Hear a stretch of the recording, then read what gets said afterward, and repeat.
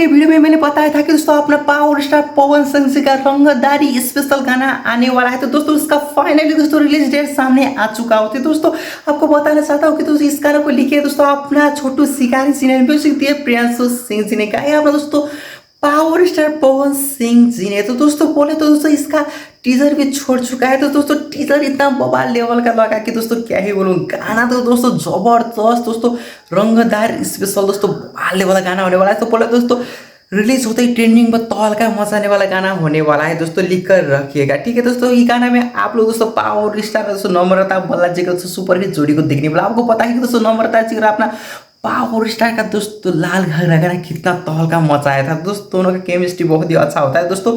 संभवतः दोस्तों ये गाना भी लाल घाघरा से भी ज्यादा दोस्तों बवाल और गर्दा मचाने वाला है दोस्तों अभी के टाइम पर। तो दोस्तों ये गाना आप लोग 29 नवंबर को दोस्तों सुबह 6:15 पर रिलीज होता है दोस्तों वेब म्यूजिक से देख सकते हो। अपने थोड़ा सा बिल्कुल आएगा तो चैनल को सब्सक्राइब कर लीजिए।